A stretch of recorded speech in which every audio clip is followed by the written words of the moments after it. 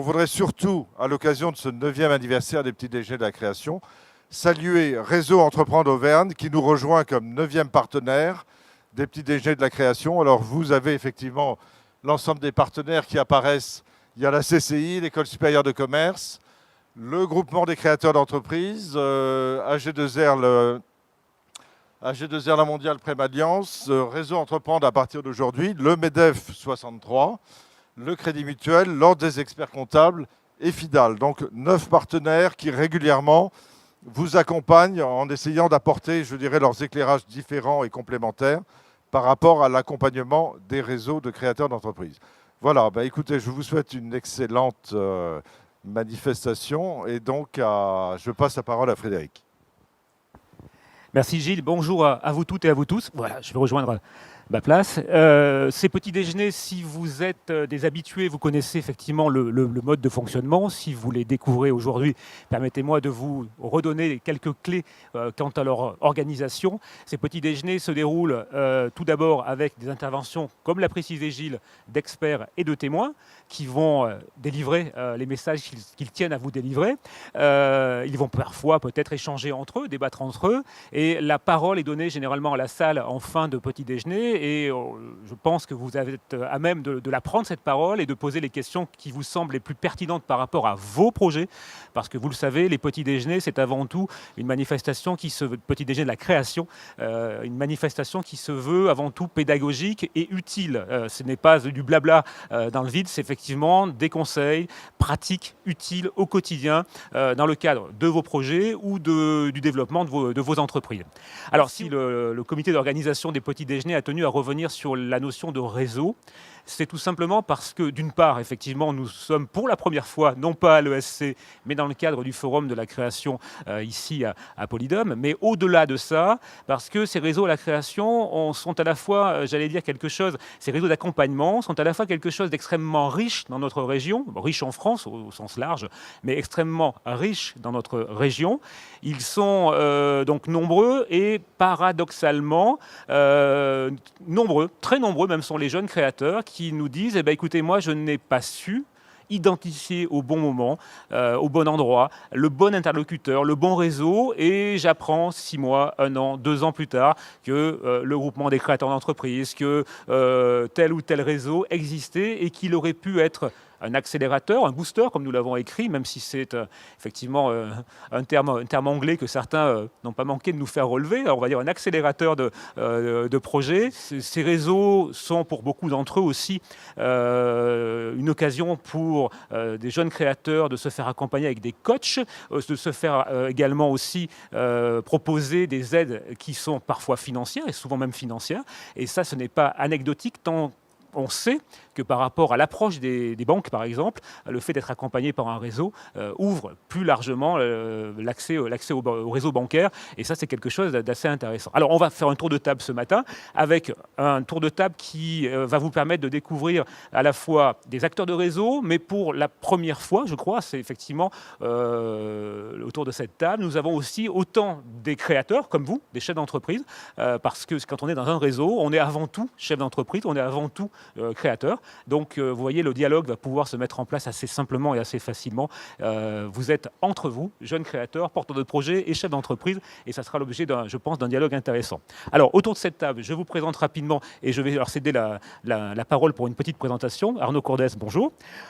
Babymove, j'allais dire, c'est un succès, effectivement. C'est une entreprise clermontoise dont le succès ne se dément pas, parce qu'effectivement, la croissance de l'entreprise fait qu'aujourd'hui, elle est sur la place de Clermont-Ferrand, connue et reconnue. Mais depuis quelques mois maintenant, quelques années, vous êtes investi également dans des réseaux, et on va en parler justement. Alors, en quelques mots, le parcours peut-être du créateur, l'entreprise, pour présenter un peu mieux à nos auditeurs ce matin, et puis quelques mots sur le réseau, même si on y reviendra après derrière. C'est juste une petite présentation pour débuter le tour de table. Oui, pour rapidement parler de Babymove, donc en fait c'est une entreprise que j'ai créée avec 2 copains maintenant en 97, ça rend plus tout jeune, ça fait 15 ans. Et voilà, c'est une entreprise qui continue de bien se développer. Donc voilà, ce matin je suis là essentiellement effectivement pour représenter le réseau Entreprendre, dont je suis président depuis l'année 2009. C'est un réseau qui accompagne les créateurs et les repreneurs d'entreprises. Réseau qui est créé créé il y a 25 ans par André Mullier et qui est présent donc depuis 2004 en Auvergne.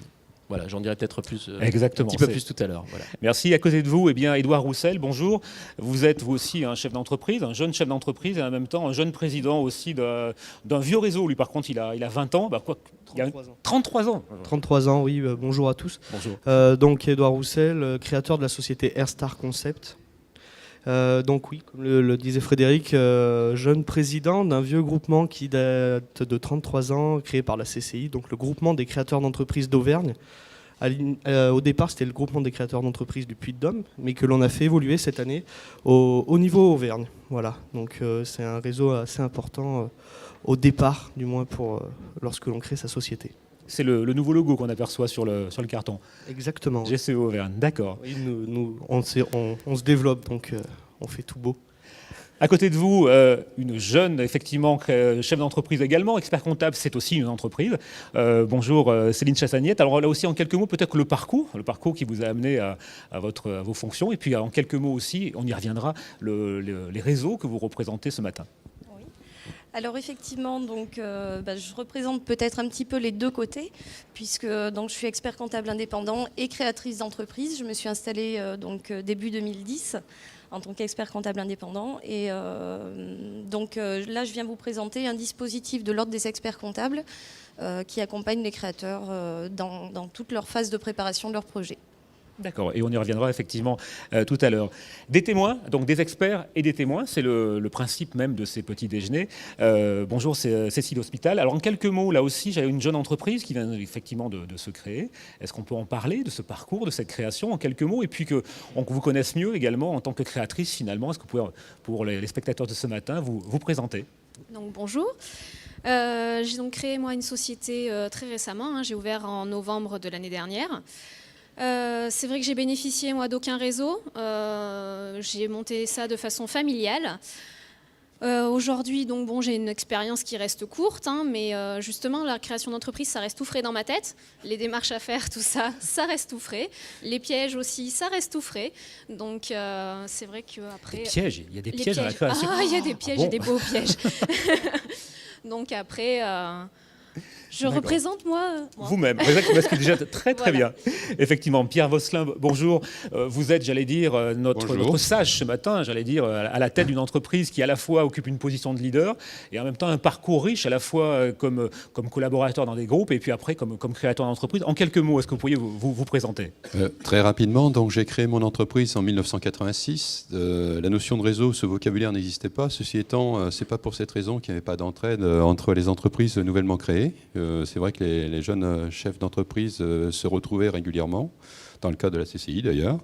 Donc mon entreprise aujourd'hui, c'est uniquement de la vente sur Internet. Donc je suis un web marchand pur. Donc à partir de là, l'entreprise a des besoins qui ne sont peut-être pas identiques à des entreprises locales. Et aujourd'hui, je suis un témoin et vous pourrez me poser des questions à la fois comment créer son entreprise et aussi comment développer son entreprise. J'essaierai de vous apporter des éclairages. Juste en quelques mots, donc Aromazone, quelques chiffres, quelques données pour donner une idée de la taille de l'entreprise? Oui, tout à fait. Oui. Donc Aromazone, c'est une entreprise donc, qui vend des huiles essentielles et des huiles végétales. Donc tout est tourné sur le bio et le naturel. Nous achetons dans le monde entier. J'ai 3 acheteurs qui passent leur vie au téléphone en 4 langues à acheter dans le monde entier. Nous faisons de l'économie équitable, c'est-à-dire que nous achetons directement aux producteurs. On achète par exemple directement sur les coopératives, si je prends l'Amérique du Sud, sur l'Inde, sur la Bulgarie, sur l'Afrique, Madagascar, enfin tous les pays du monde sont fournisseurs d'huiles essentielles et d'huiles végétales notamment. Et puis ensuite, je les analyse. J'ai un accord avec l'Université de Clermont-Ferrand pour certains contrôles de qualité. Et à partir de là, je les conditionne et je les commercialise. Aromazone, donc, c'est une centaine de personnes sur trois sites. Le siège est à Clermont-Ferrand et la production est dans le Vaucluse. Et puis, Aromazone fait 15 millions de chiffre d'affaires sur le web. Voilà. D'accord, écoutez, merci pour toutes ces précisions. Frédéric Sabier, là aussi jeune créateur, créé en 2009, votre entreprise. Là aussi en quelques mots, est-ce que vous pourriez effectivement nous dresser le portrait, votre parcours et puis le portrait de votre entreprise? Bonjour. Donc j'ai créé mon entreprise en juin 2009, donc ça fait maintenant 3 ans. À l'origine, j'ai été accompagné par des réseaux qui m'ont aidé à mettre en place la structure. Donc par la suite, j'ai continué à améliorer et à pérenniser la gestion par l'intermédiaire des réseaux, donc d'accompagnement. Donc on est plutôt nous dans un domaine de négoce de matériel au niveau industriel. Pour l'instant, une petite structure. Et c'est vrai que ça aide. Les réseaux ont tendance à aider à faire en sorte que le chef d'entreprise soit moins seul dans son coin. Mais effectivement, on va y revenir sur l'utilité des réseaux. C'était plus vous, effectivement, en tant que créateur, et on a maintenant, on vous connaît, donc on va pouvoir effectivement échanger. Alors, je vais revenir à ce bout de la table et on échangera justement à ce propos-là. Arnaud Courdès, on a commencé à déflorer un tout petit peu le réseau que vous représentez, Entreprendre aux Vennes. Est-ce que c'est la raison majeure pour laquelle viennent vous voir les porteurs de projets qui passent vos portes? Est-ce que c'est la raison majeure de votre activité, ou est-ce que le réseau Entreprendre aux Vennes a une mission beaucoup plus large d'accompagnement des créateurs? Oui, effectivement, la partie pré-donneur est une partie de notre activité, mais c'est vrai que l'essentiel de notre activité est organisé autour de l'accompagnement. Donc pour vous expliquer un petit peu ce qu'on fait, donc déjà dans les réseaux d'aide à la création de l'entreprise, pour vous situer, parce que j'ai conscience que en tant que créateur ou repreneur, c'est pas simple. Il y a beaucoup de réseaux, donc bon voilà, pour donner un petit peu notre spécificité au réseau Entreprendre, on a un réseau qui cherche à accompagner les futures PME. Donc en gros, on est orienté sur des projets qui vont créer 3 à 5 emplois au bout de 2-3 ans. Donc voilà, un petit peu notre spécificité de départ. Ensuite, je dirais qu'il y a deux choses.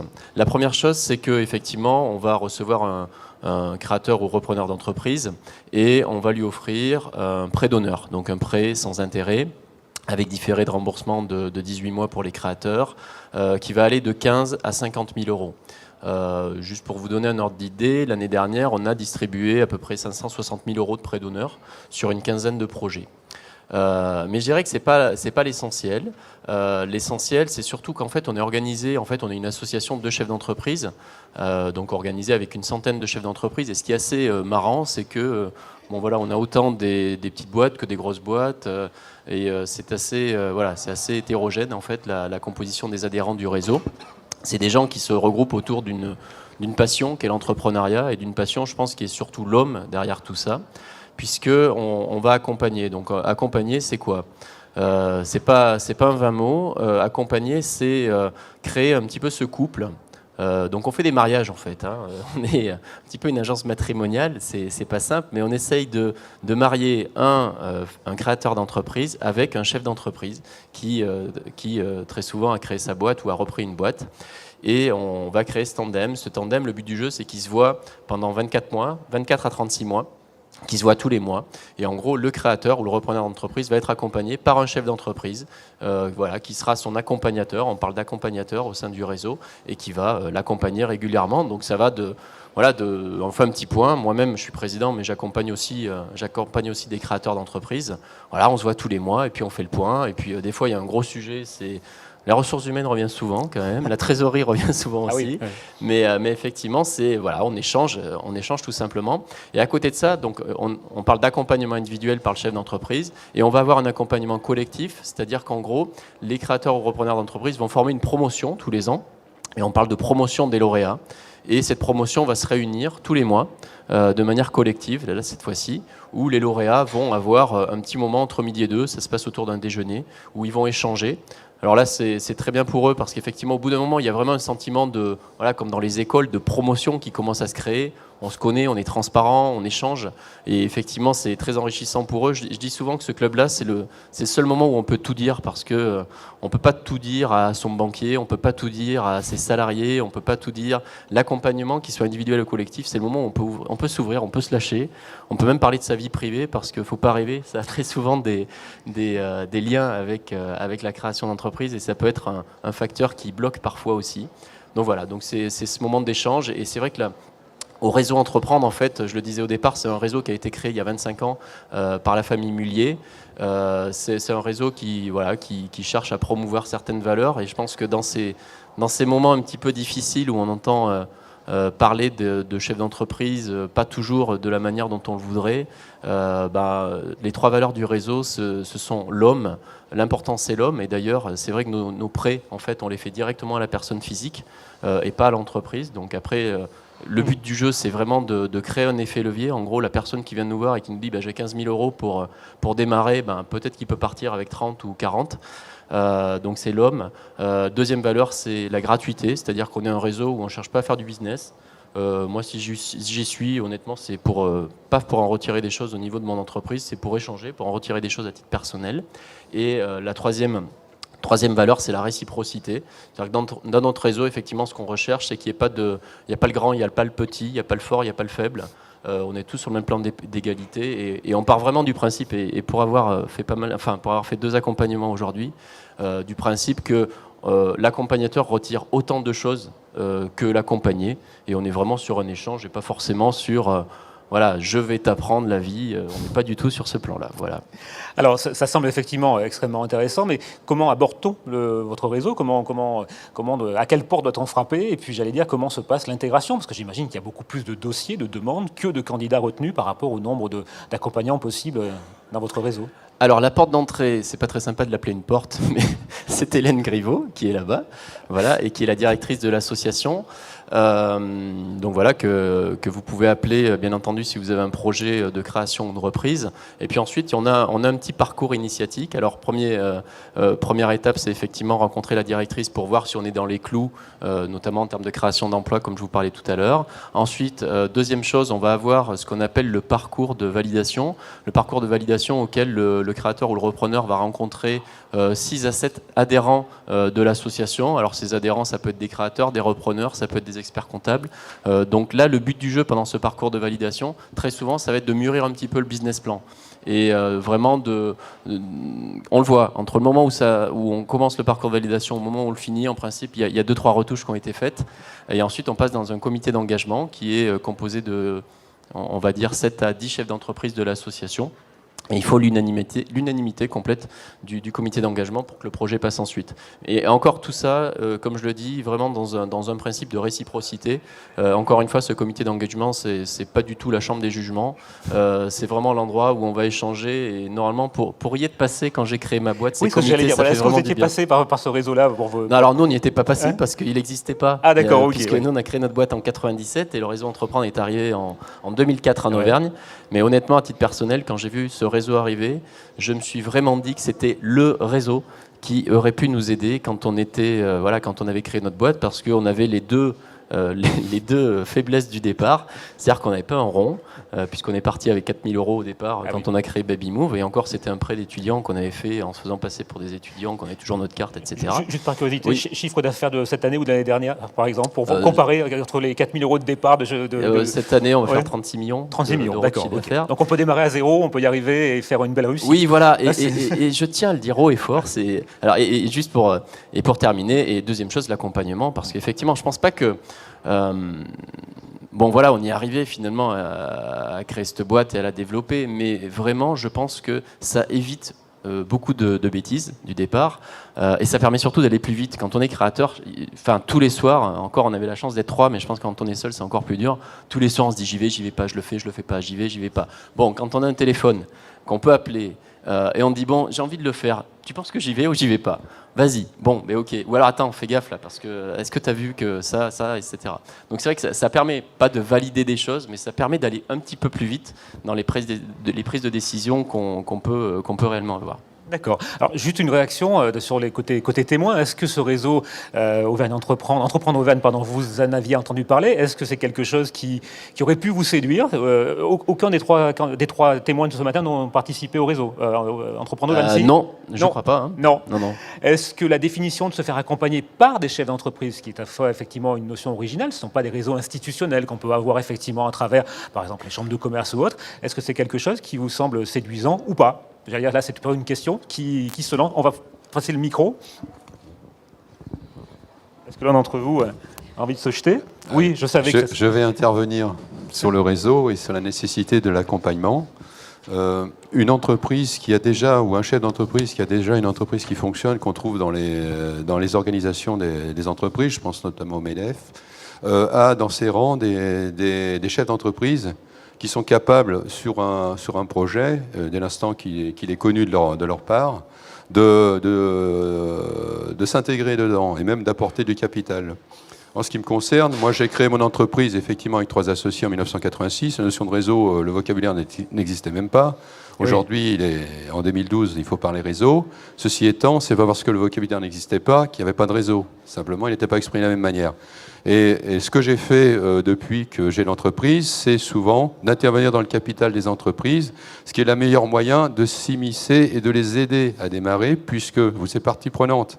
Il faut encore savoir faire un distinguo entre les conseils et ceux qui rentrent dans un projet. Ce ne sont pas les mêmes et ce n'est pas la même implication. Donc ce qui s'est produit, c'est que j'avais notamment un jeune chef d'entreprise qui voulait lancer son entreprise, tout comme vous.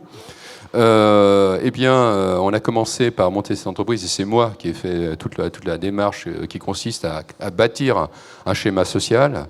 Ensuite, donc organisationnel, ensuite de bâtir un business plan et ensuite de monter un premier projet qui était présentable à une banque et compréhensible surtout. Et à partir de là, l'entreprise a démarré. Et puis, eh bien, au bout de 3 ans, j'ai revendu les parts que j'avais dans cette entreprise. Et aujourd'hui, cette entreprise existe toujours. Donc, c'est aussi un bon moyen pour démarrer une entreprise. Ce qu'il faut simplement, c'est trouver un partenaire de qualité et qui, quelque part, s'engage à vous recéder votre entreprise à un prix convenu d'avance, bien entendu. Voilà, c'est un moyen aussi de commencer une aventure entrepreneuriale avec pratiquement un risque zéro, je vous l'assure. Voilà. D'accord. Frédéric Sabier, une réaction peut-être par rapport à cette première présentation de réseau. Est-ce que c'est une façon d'agir à vos côtés qui aurait pu vous séduire ou qui aurait pu vous attirer ou qui vous semble pertinente ou pas? Tout à fait. Quand j'ai créé l'entreprise, moi, je n'ai pas eu d'accompagnement de chef d'entreprise à mes côtés. Et c'est vrai qu'il y a certains aspects du métier de dirigeant qui auraient pu être appréciables. D'avoir le point de vue d'un autre chef d'entreprise sur la structure, sur la façon de travailler, c'est quelque chose qui est très important, surtout dans les premières années d'exploitation de l'entreprise. Parce que c'est là où, si on est tout seul, c'est là où on risque de faire le plus d'erreurs au niveau gestion.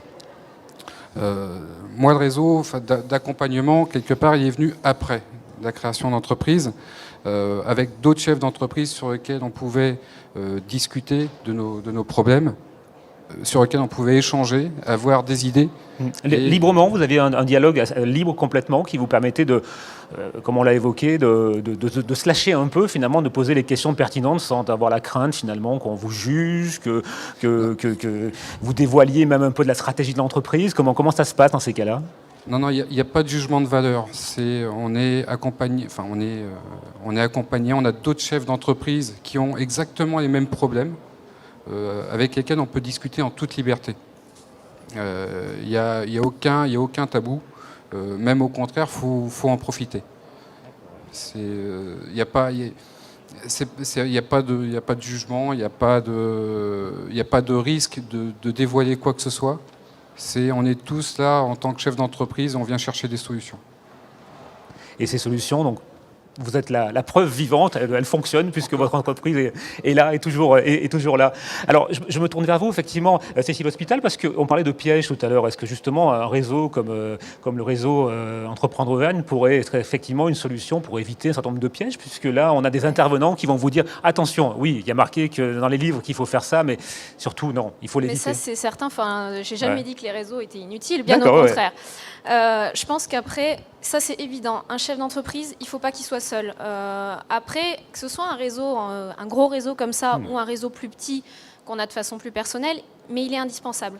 Moi, j'ai eu la chance d'avoir un père créateur d'entreprise, des amis créateurs d'entreprise, qui sont mon réseau. Après, un réseau, ça s'agrandit par la suite aussi. Mais il ne faut jamais être seul, ça, je ne vais pas dire le contraire. D'accord, voilà, c'est un réseau personnel, mais c'est un réseau, effectivement, c'est un réseau. Tout à fait. D'accord. Mais il y a tellement de pièges à éviter, justement, quand on crée son entreprise, que sans conseil de créateurs d'entreprise, justement, et qui sont par la suite patrons, on se plante, c'est évident. C'est évident. Il y en a vraiment besoin. Merci. Alors, on va se tourner vers un autre réseau maintenant, mais un réseau qui donc, est dans sa 33e année, mature, voilà, un réseau d'experts, le groupement des créateurs d'entreprises Auvergne maintenant, il faut s'habituer à ce terme Auvergne juste derrière.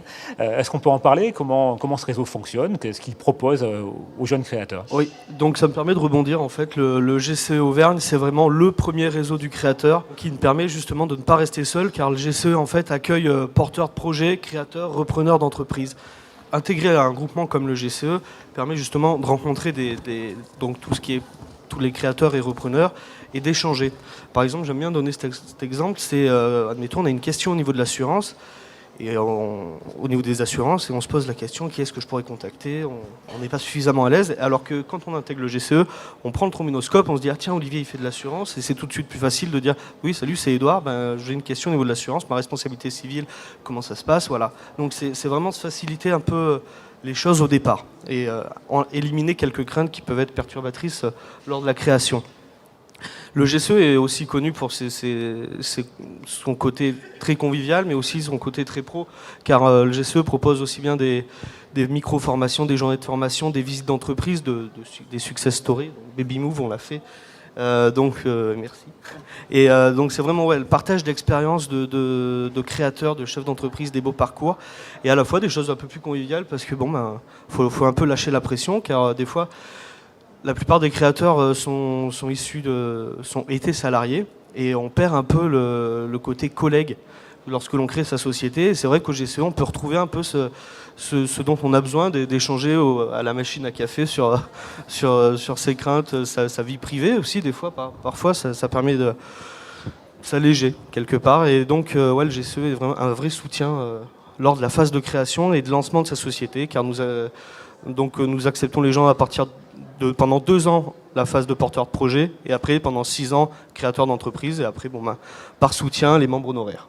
Alors cette approche du GCE justement, c'est complètement ouvert. Il y a un comité d'engagement là où effectivement il suffit de faire acte de candidature, et si le projet, j'allais dire en soi, est intéressant, comment fonctionne le GCE? Alors voilà, on a un dossier de candidature bien entendu que l'on envoie, on l'examine avec le bureau. Donc nous sommes 10 membres cette année. Et ce que l'on aime bien, c'est rencontrer le porteur de projet pour connaître un peu la cohérence de projet, son engagement, la volonté et le projet en lui-même. Donc voilà, un dossier assez complet quand même. Et puis après, il n'y a pas de raison non plus. On est vraiment là pour soutenir et valoriser l'entrepreneuriat. Et alors, vous évoquiez tout à l'heure le fait de pouvoir appeler un assureur membre du réseau pour lui poser une question. Est-ce que ça sous-entend que parmi les valeurs que vous réclamez à vos adhérents, la première des choses, c'est d'être lui-même ouvert à tout coup de téléphone de n'importe quel membre pour lui apporter une expertise, une réponse, sans nécessairement y voir juste derrière, ça peut venir, mais le contrat ou le business qui va être réalisé?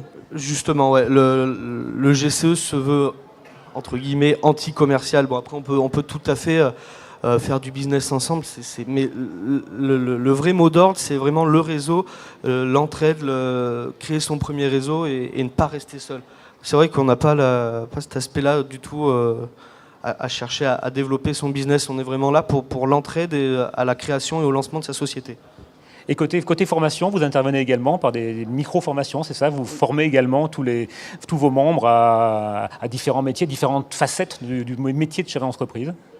On pourrait plus parler de sensibilisation. On a une journée annuelle qui est une journée de conférence, une matinée de conférence et l'après-midi atelier, où là on l'appelle la journée de formation sur un thème particulier. Donc on peut dire par exemple la comptabilité ou le développement marketing de sa société, et l'après-midi par des petits exercices. Donc, et après on essaye de faire en fin de journée 1h30 de conférence sur un thème donné pour faire vraiment plus de la sensibilisation. C'est plutôt de la TPE, de la PME? Quel est le profil, j'allais dire, de l'adhérent du GCE? Voilà, c'est la conjoncture actuelle aussi, c'est beaucoup plus dans les services. Mais c'est jeunes créateurs, 30-35 ans. D'accord. On reste jeune à 30-35 ans. Bah oui. Et non, jeunes créateurs ou porteurs de projets. Et donc, D'accord. Et la demande est soutenue. Comment se passe la vie du GCE? Est-ce que c'est un club, malgré ses 33 ans de vénérabilité là, est-ce que c'est toujours un jeune club dans son âme, dans sa tête, et par la demande de nombre d'adhérents? On est donc maintenant on a passé les 80 membres avec 10 membres 10 partenaires financiers. Le nombre de membres reste constant. On veut se développer. Là, j'ai d'ailleurs rencontré une personne, ça y est, qui va coordonner toute la partie alliée. Donc, ouais, l'aspect réseau marche aussi également, puisque, pour reprendre un peu l'historique, le GCE a été créé donc, il y a 33 ans, 1978, à l'initiative de la CCI, pour justement regrouper les créateurs d'entreprises. Mais c'était du coup vraiment sur la partie Puy-de-Dôme. Et on s'appuie justement sur ce partenariat historique avec la CCI. D'accord, tout à fait. Alors, comme vous me lancez une perche sur la Chambre de commerce, je me sens obligé de réagir, mais de façon positive, en signalant cette fois-ci des statistiques d'études, effectivement, qui démontrent... Alors, il y a toujours l'exception, il y a toujours la success story qui va pouvoir effectivement travailler de manière complètement indépendante et ne s'appuyer sur aucun réseau existant, mais là-dessus, les statistiques sont très, très fermes et démontrent une réalité que toute entreprise qui est adhérente d'un club, d'entrepreneurs, d'un groupement d'entrepreneurs, a des chances de succès à 5 ans qui sont facilement augmentées de plus de 30%, 30 à 40%. Donc c'est vraiment réellement significatif, cette ouverture d'esprit, cette façon de se confronter aux autres et d'éviter les pièges et les écueils qui peuvent malheureusement jalonner très légèrement le parcours du jeune créateur pendant les 2 ou 3 premières années. Alors, parmi les experts qui vont accompagner le porteur de projet, le créateur, l'expert comptable à sa place, et Dieu sait s'il faut insister là-dessus, parce que beaucoup de créateurs ou de futurs créateurs nous disent « oui, mais ça coûte trop cher, donc je ne vais pas me tourner vers un expert comptable, on verra plus tard, quand j'en aurai besoin ». Déjà, c'est une première erreur. Est-ce qu'on peut déjà peut-être parler de ça et puis s'intéresser aussi après au dispositif que vous représentez à travers les experts comptables? Oui, absolument. Alors effectivement, l'expert comptable trop cher...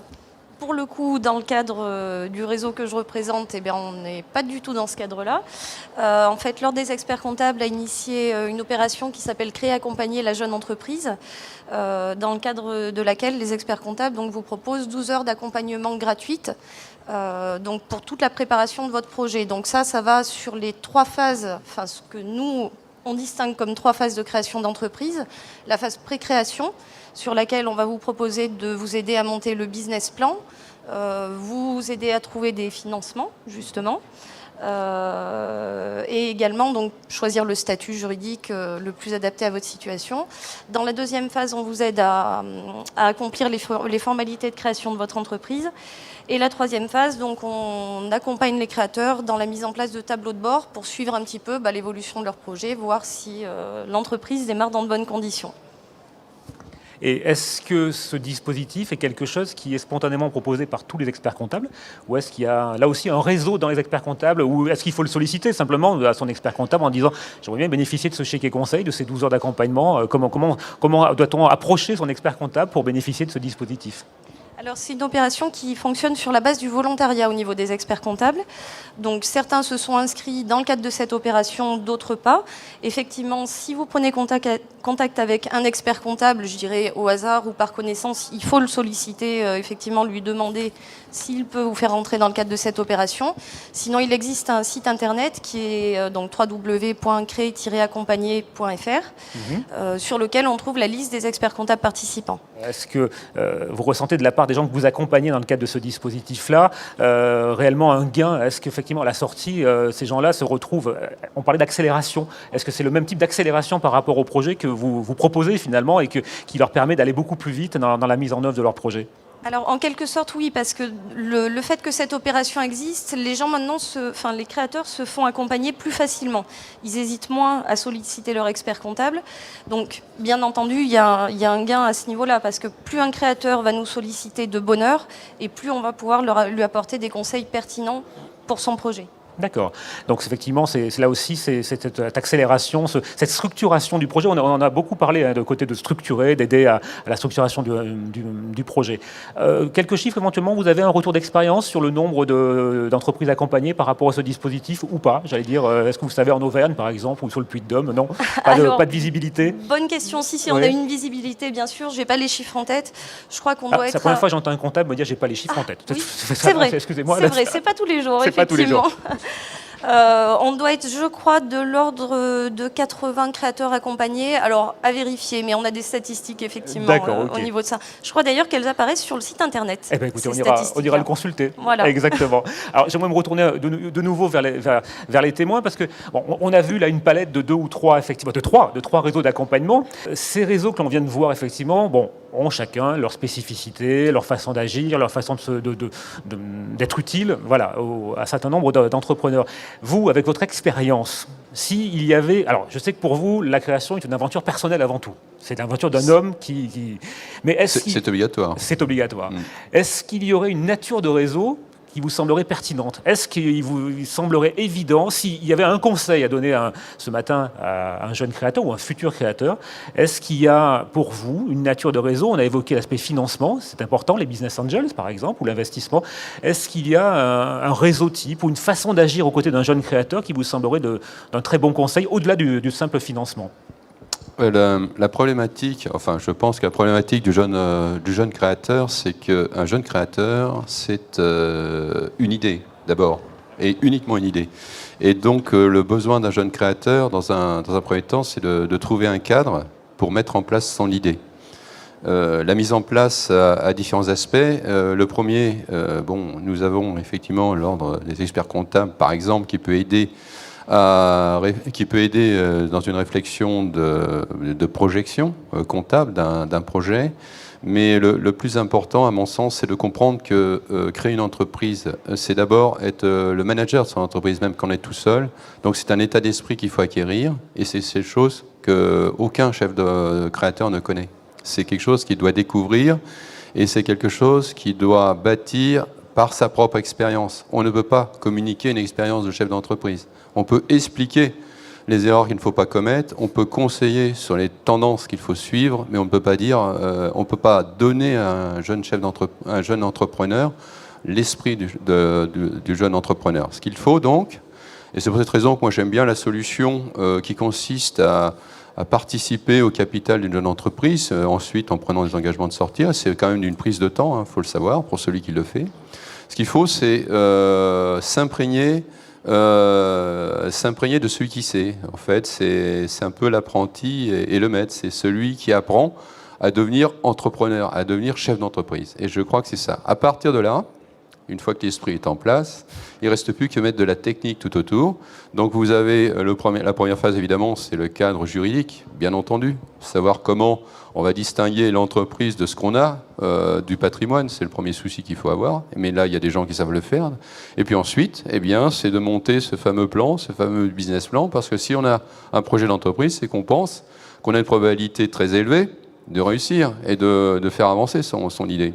Et c'est là que il faut côtoyer des réseaux, et puis des réseaux qui, eux, ont une technique de jeunes entreprises, puisqu'en fait, nous venons de l'entendre, tous ces réseaux, ce sont de jeunes chefs d'entreprise, mais aussi côtoyer des chefs d'entreprise qui ont déjà vécu plusieurs dizaines d'années, et vous retrouvez plus facilement dans les organisations syndicales, que ce soit patronales, je reciterai le MEDEF, qui sont des gens qui, eux, ont vécu à la fois l'entreprise et puis surtout qui savent au bout de 10 ans, de 20 ans, vous donner un conseil d'organisation, un conseil général de mise en place qui s'ajoutera au conseil que vous recevrez des jeunes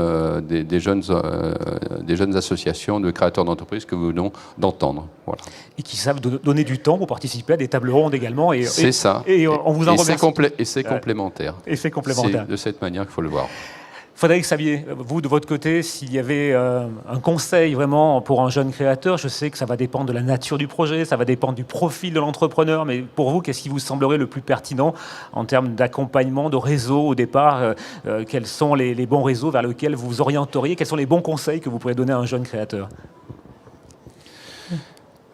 Les bons conseils, oui, il y en a plein. Ah oui, j'imagine. On peut faire un petit déjeuner là-dessus qui s'appellerait effectivement les 10 bons conseils aux jeunes créateurs. Non, pour moi, ce qui est très important de mettre en place dès le départ, c'est effectivement son business plan, faire son prévisionnel sur la façon dont on veut faire évoluer son entreprise.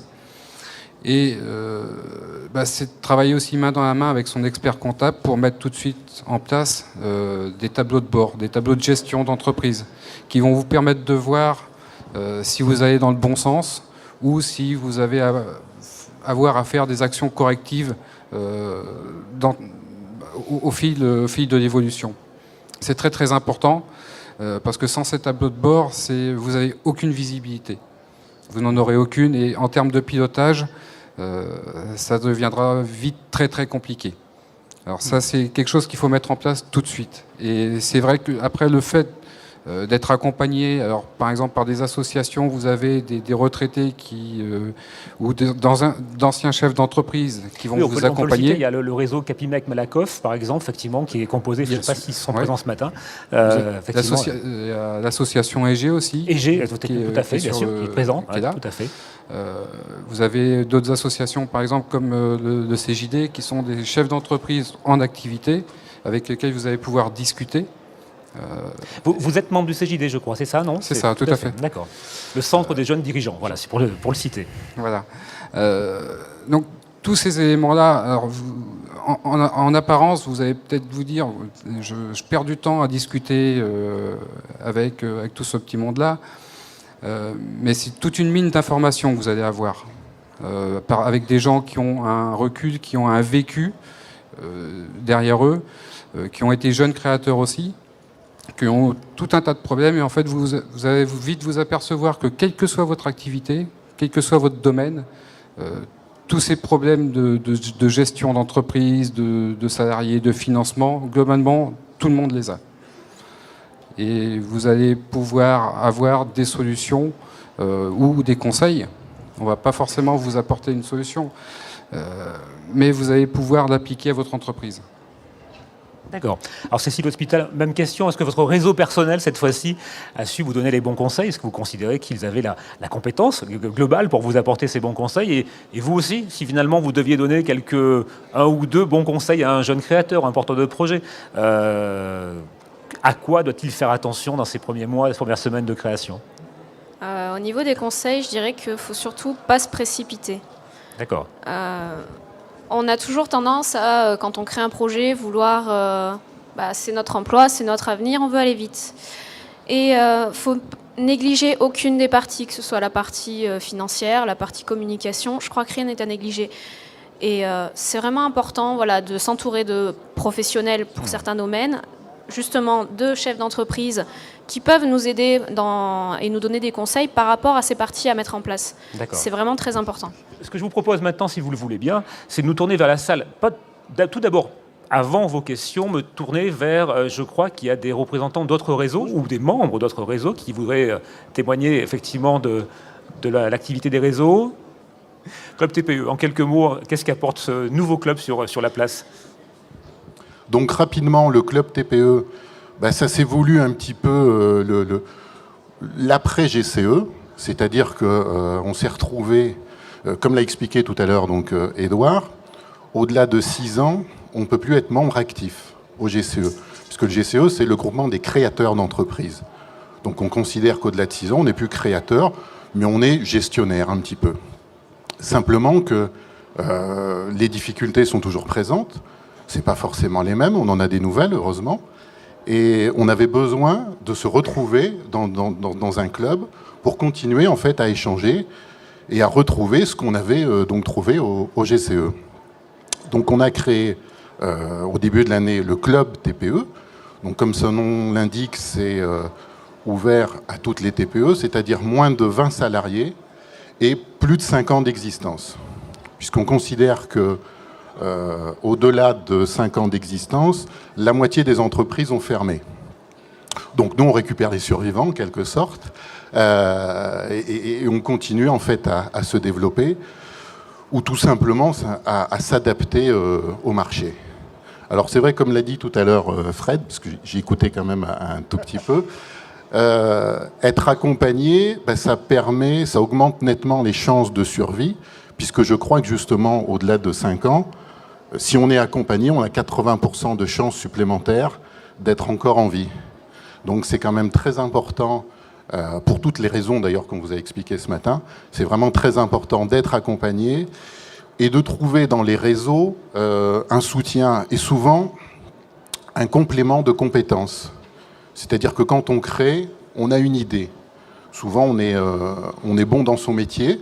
Moi, je suis dans l'informatique, je me débrouille un peu. Mais par contre, la gestion, même le commercial, au départ, ben, c'est pas facile, c'est pas évident. Sortir de son bureau, aller démarcher, tout ça, c'est des choses qu'on ne sait pas faire quand on a été salarié avant et qu'on n'avait pas à le faire. Donc le réseau ou les réseaux, puisque donc il y a des tas de réseaux différents qui existent, les réseaux sont censés vous amener ce complément de compétences.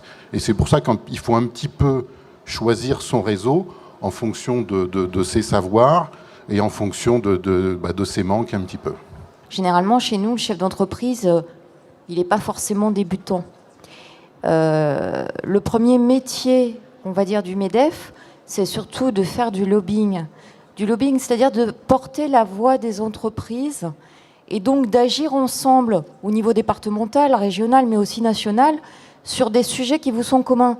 Alors c'est vrai que quand on crée son entreprise, ça peut paraître un petit peu éloigné des premières préoccupations. Mais ça devient important, de plus en plus important. Il faut savoir aussi qu'un chef d'entreprise, la première chose qu'il faut savoir faire pour un chef d'entreprise, c'est de donner. Et pas forcément d'attendre ce qu'il peut récupérer immédiatement. Et c'est ça le véritable investissement. Voilà. Donc on n'a pas forcément, nous, des jeunes, tout jeunes créateurs, mais des gens qui apprennent à nous connaître doucement. Et c'est vrai que le MEDEF, une organisation syndicale, agit un petit peu au nom des entreprises, même pour ceux qui ne font pas partie de notre réseau. Mais plus on est nombreux, plus on agit, plus on est fort pour les entreprises. Je parlais du premier métier, c'est le lobbying. Le deuxième, c'est les mandats. Les mandats patronaux, c'est pour faire entendre la voix des entreprises dans des instances comme la chambre de commerce, comme les prud'hommes par exemple, ça c'est des mandats électifs, mais des mandats nominatifs comme tout ce qui concerne la CPAM, les ARS, etc. Enfin, on a une palette d'une 40aine de mandats. Et la présence justement avec des chefs d'entreprise qui ont 10-15 ans d'expérience, ça permet de donner du temps, les anciens donnent du temps pour les plus jeunes. Voilà, et de porter un petit peu les idées. Voilà. Alors on a aussi évidemment notre propre réseau, des animations, des thématiques où on donne des informations juridiques, des informations sociétales, tout l'environnement de l'entreprise. Et ça permet à tous nos chefs d'entreprise de se retrouver.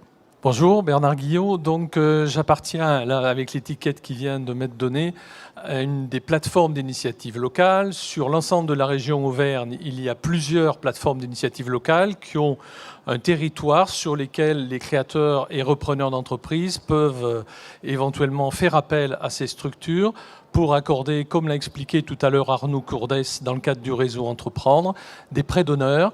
Le montant n'est pas forcément très élevé, il est variable d'une plateforme à l'autre. Moi, je suis sur l'agglomération clermontoise et j'en suis le trésorier. Donc, j'ai un peu les chiffres en tête. Les interventions peuvent aller jusqu'à maximum 30 000 €. Mais au-delà de la somme, ce qui est important, c'est deux critères. Le premier, c'est que cette somme-là va permettre effectivement de pouvoir aller voir le banquier avec une consistance plus forte sur son projet pour faire ce qu'on appelle un effet de levier. L'effet de levier, il est mesuré. Ça veut dire chaque fois qu'on va mettre 1 € en prêt d'honneur, le banquier, et la moyenne est là sur l'ensemble des 12 ans qui existent, entre 5 et 7 fois ce montant-là. Donc pour 1 € prêté, on peut avoir jusqu'à 7 € de la part du banquier. L'autre intérêt, c'est effectivement de rentrer dans ce dispositif d'accompagnement avec la liberté du choix pour pouvoir effectivement dire mon projet, il gagne en crédibilité parce qu'il est passé auprès d'une plateforme. Dans les comités d'engagement des plateformes, il y a des chefs d'entreprise, il y a des institutionnels, il y a les chambres de commerce, les chambres de métiers, les comités d'expansion, les agences de développement local, les banquiers, les assureurs, les experts comptables. Donc, si vous voulez, la présentation de son projet devant une structure comme celle-ci va renforcer la crédibilité et va permettre de pouvoir choisir plus librement le réseau auquel on va demander un accompagnement sous une forme ou sous une autre. Je travaille beaucoup sur le développement des compétences entrepreneuriales et j'avais une question à poser aux témoins et aux experts qui sont là. parce que je me dis que encore beaucoup de créateurs et d'entrepreneurs ou de repreneurs sont des salariés. Et on voit bien que le taux de syndicalisation, je n'ai pas de discours politique ni syndical à tenir, mais on l'a évoqué un petit peu, et ça me trotte dans la tête depuis pas mal de temps. Ces salariés, ils ont une mauvaise image du syndicat, puisqu'on voit bien le taux de syndicalisation, il est très faible.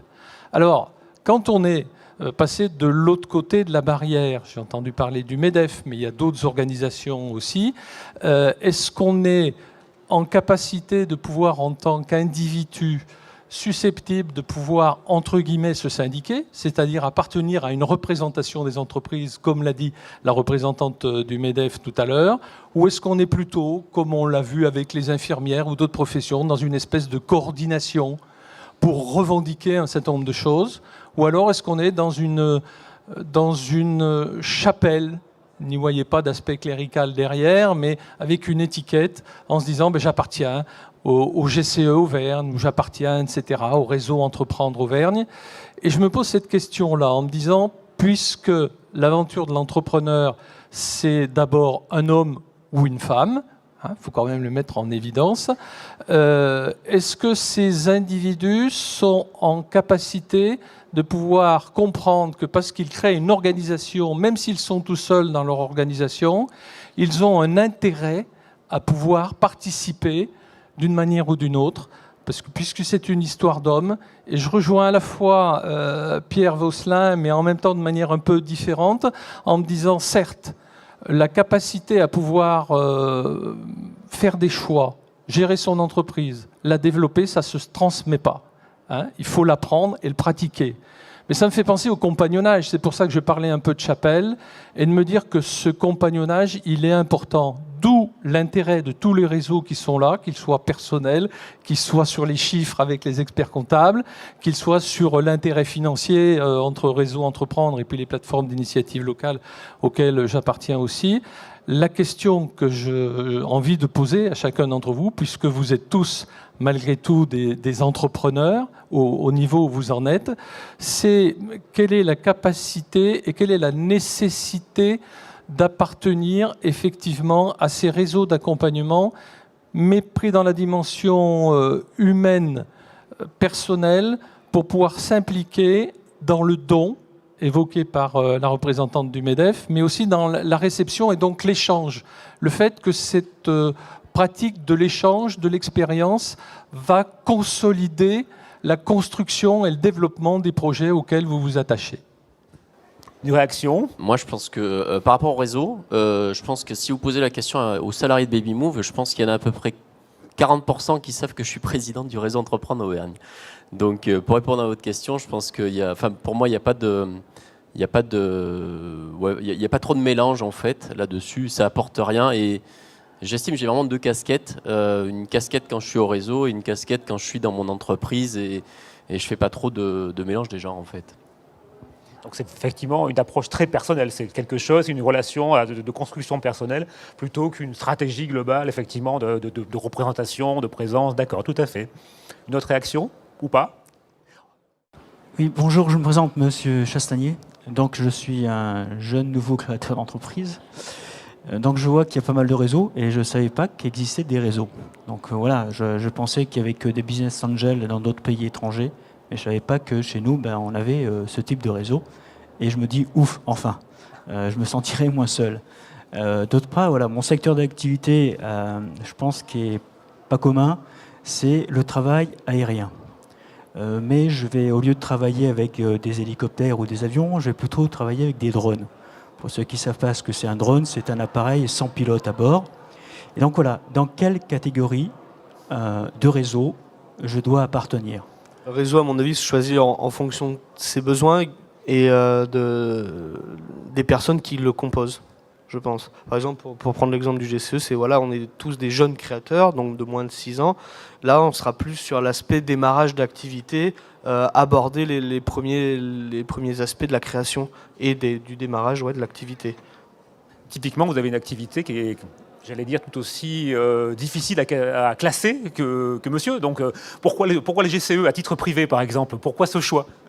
fait, oui, voilà. Donc j'ai une activité pareille qui au départ n'existait pas en France. Enfin voilà, c'est très décalé.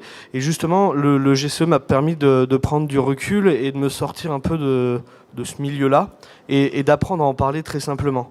Voilà. Et donc du coup, de m'adapter en fonction de là où je me plaçais, à en parler de telle ou telle manière. Donc, et après d'aborder, voilà, l'exemple de l'assurance était aussi personnel. Donc, ouais, d'intégrer un réseau, donc du coup d'avoir mes réponses au niveau professionnel et de prendre du recul par rapport à mon activité. Le problème que je rencontre, c'est quand je pose la question, voilà, je dois faire pilote de drone et on me pose, mais qu'est-ce que c'est un drone? Donc voilà. D'autre part, il n'y a pas si longtemps que ça, le 11 avril 2012, l'arrêté ministériel du transport et de l'écologie du ministère et tout ça ont mis enfin, depuis 2005, on finit de finaliser ce projet de loi où on intègre le drone dans le milieu civil. Et donc, et on est obligé d'avoir notre diplôme de pilote privé officiel. Donc déjà, c'est un bon point. Mais voilà, je sais que ça, mais ça, c'était parce que je connais quelqu'un dans le ministère. Alors, juste une question avant que vous rendiez le micro. Expliquez-nous ce que c'est qu'un drone, parce que peut-être que tout le monde ne sait pas ce que c'est qu'un drone. Donc un drone, c'est un avion ou un hélicoptère qu'on pilote du sol, qui n'a pas de personnel à bord.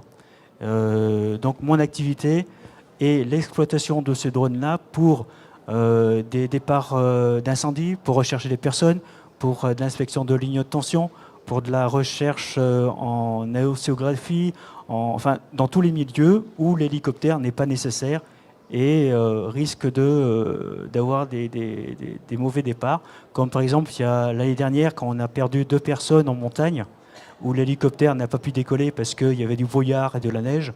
C'est-à-dire que nous, avec un drone, on aurait pu envoyer le drone parce qu'il n'a pas besoin, lui, de voir. Il voit avec ses caméras thermiques. Donc on aurait pu poser le drone à côté des personnes, voir comment elles étaient et avoir une communication avec ces personnes-là, avec un médecin, avec... voilà, il y aurait eu un contact. Je pense que les personnes seraient restées vivantes en attendant que ce secours arrive. En tout cas, moi ce que j'adore, c'est j'adore voir des yeux qui brillent, j'adore voir des yeux passionnés. Et c'est vrai que dans les réseaux, on en voit plein des gens comme vous. Alors vous parlez des drones ce matin, je pense qu'on est tous là à dire, s'ils nous parlent de drones, là, c'est quoi un drone? Pourquoi, etc. Mais c'est ce qu'il y a de génial, c'est que derrière, en fait, oui, vous avez une idée, tout simplement. Une idée, effectivement, on sait d'où elle part, on ne sait jamais où elle peut aller. Et je pense qu'effectivement, tous ces réseaux sont là pour vous accompagner. Alors après, faire un choix, moi au début, effectivement, ayant créé ma boîte, quand je suis arrivé dans le réseau Entreprendre, j'entendais parler de concurrence entre les réseaux, ça me faisait hérisser les poils. Parce qu'effectivement, je pense qu'il faut aller les voir, il faut les rencontrer. Alors après, on est des hommes, donc il y aura une question de feeling. Il y a des réseaux avec lesquels vous vous sentirez mieux, d'autres avec lesquels vous vous sentirez moins bien. Après, je pense que c'est à vous de faire votre choix. Vous avez parlé de Business Angel tout à l'heure. Là où je tiens à faire quand même une différence, c'est qu'effectivement, il existe encore des réseaux. Enfin, vous avez parlé effectivement d'investir dans le capital de société tout à l'heure pour y participer. À titre personnel, je pense que le capital, c'est ce qu'on a de plus cher au départ et il vaut rien. Donc en gros, je pense qu'il faut le préserver et je pense qu'effectivement, il existe des réseaux qui vous permettent, sans ouvrir votre capital, de pouvoir vous faire conseiller. Donc profitez-en. Je pense qu'effectivement, enfin, j'ai vu des gens et effectivement, c'est encore possible. Alors disons-le haut et fort. Il est encore possible de créer sa boîte, de partir avec 8, 10 000 euros. Et j'ai vu des repreneurs lever 1 million d'euros alors qu'ils avaient un apport de 10 à 15 000 euros. On entend parler des banques, et bien les banques, elles ont suivi. On a de bonnes banques quand même en Auvergne qui ont encore des capitaux et qui prêtent aux créateurs, je peux le confirmer. Donc en gros, voilà, ce que je voulais juste dire ce matin, c'est que c'est possible, que des freins, il y en a, que j'entends beaucoup parler effectivement de problèmes, etc. Oui, il y en a. Ne surestimons pas aussi, je trouve en France, l'échec. Bon, si on se plante et on repartira. C'est vrai qu'on a quand même une culture de l'échec en France qui est un petit peu, je trouve, surmesurée par rapport à la création d'entreprise. Et du coup, le créateur se met toujours dans cette position de « et si j'échoue, qu'est-ce qui va se passer ?» Bon, ouais, il se passera des choses et ça sera peut-être pas si grave que ça. Donc voilà, j'ai juste envie de dire ce matin, c'est possible, il y a des réseaux qui vous aident, on est tous différents, mais ils sont là, donc ouvrez les portes. Je pense qu'il y a plein de choses pour vous aider, mais mais putain, c'est possible, quoi. Donc, arrêtez de vous poser des questions, faites-vous encadrer et avancez, quoi. Oui, bonjour, Thierry Valeski. C'est pas une question, c'est un témoignage parce que j'ai commencé à formaliser un projet. Je suis coach en développement personnel et en web marketing et j'ai commencé de formaliser un projet que j'avais en tête depuis pas mal de temps au 1er janvier. Et puis j'ai commencé à travailler avec un Pôle emploi, l'ADI, et notamment le réseau des experts comptables que représente mademoiselle Chassagnette, que j'ai rencontré, qui m'a accompagné. Et ce que je voudrais vous dire, c'est que un homme ou une femme chef d'entreprise est un homme seul ou une femme seule, et qu'il faut, à partir du moment où on a un projet de création d'entreprise, ne pas rester seul et participer à un réseau quel qu'il soit. Alors ça peut être le réseau de Monsieur Courdès en fonction de la sensibilité ou de l'intérêt, puisque j'ai cru comprendre qu'il fallait avoir derrière une logique de création de 3 ou 5 emplois. Mais peu importe le projet dans lequel vous allez ou le réseau dans lequel vous allez, mais faites-vous accompagner, puisque vous allez pouvoir apprendre, vous allez pouvoir formaliser un peu mieux votre projet avec des professionnels, avec des gens qui connaissent le métier, et non pas simplement les avis des amis qui pensent qu'ils sont inscrits sur Internet, sur le site de l'auto-entrepreneur. Il y a un certain nombre de risques qu'il ne faut pas prendre, et ce sont des professionnels qui sont là pour ça, pour nous aider. Et ce qui est intéressant dans la notion du réseau qui nous a été présentée aujourd'hui, c'est le fait que on y va des fois pour faire du business, mais je crois qu'il ne faut pas y aller avec cette logique. Ce sont des personnes qui sont, je le dis très honnêtement et très sincèrement, ce sont des personnes qui font ça bénévolement, sans aucune logique de reconnaissance, et qui le font en donnant sans vouloir attendre de recevoir quelque chose. Et donc ça, je vous dis merci à tous les réseaux qui puissent exister. Moi, j'ai déjà créé des réseaux de type Viadeo et des réseaux socio-professionnels où on se rencontre, parce que c'est ça qui est intéressant, où on va pouvoir échanger et on va pouvoir communiquer sans rester seul. Donc à partir du moment où aussi on a reçu, eh bien, il faut savoir donner. Voilà, je vous remercie en tout cas. Hakem Saïd, j'ai créé une entreprise dans la cosmétique. Et la question que je vais vous poser, ça s'adresse justement au regroupement d'entrepreneurs qui vont suivre les entreprises en création. Est-ce que les critères vont s'orienter plus dans une entreprise plutôt, comment vous dire, qui n'existe pas, ou insolite, ou alors si je vous dis voilà, je suis dans la cosmétique, est-ce que vous allez m'intégrer dans votre réseau et m'aider à développer mon entreprise, ou alors parce que je fais du pilotage sans pilote, ou je fais quelque chose vraiment une profession insolite qui n'existe pas ou qui est en voie de création, est-ce que j'ai plus de chances d'être suivi? Parce que l'intérêt aussi du réseau, c'est d'avoir aussi des entreprises qui vont être pérennisées dans la suite. On accueille tout le monde. En fait, c'est en fonction de l'humain, c'est la personnalité, c'est chaque entreprise sera différente en fonction de la personne qui porte le projet. Donc que le projet soit original ou plus commun, il n'y a pas... non, faut accepter, il faut vouloir aider tout le monde. Au réseau Entreprendre, on va vous accueillir, je dirais, 6 mois avant la création d'entreprise ou 6 mois après, quoi. En gros, c'est dans ces moments-là, pas forcément au moment de l'idée. On va plutôt essayer de commencer à structurer votre démarche quand vous êtes, voilà, vous avez quand même fait le premier business plan, vous avez réalisé des études de marché, etc. Mais après, il n'y a vraiment pas de domaine à part. Et je pense que même que plus il est fou, parfois, plus peut-être il a du potentiel. Donc non, il n'y a pas de domaine en soi. Après, il faut tout simplement, je pense, réussir à clarifier son idée. C'est vrai que premier conseil que je donne à des créateurs, c'est essayer d'avoir une phrase par laquelle vous êtes capable d'expliquer votre projet d'entreprise. Parce que c'est vrai que c'est souvent le cas de gens justement dans des projets comme ça. Voilà, on parle de la cosmétique, mais concrètement, en fait, j'ai pas compris quel est votre projet exactement dans la cosmétique. Mais s'il est fou, justement, enfin, ce que je vous conseille, c'est d'avoir, je sais pas, en une phrase, la capacité de le présenter. Parce que c'est vrai que c'est souvent la problématique. Plus le projet est fou, plus on a de problèmes à en parler. Eh bien, justement, est-ce que mon idée est folle?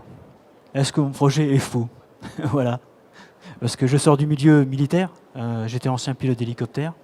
Et donc, voilà, j'ai eu cette idée-là. Et voilà. Est-ce qu'il est fou? Est-ce qu'il est réalisable? Et voilà, je me pose la question.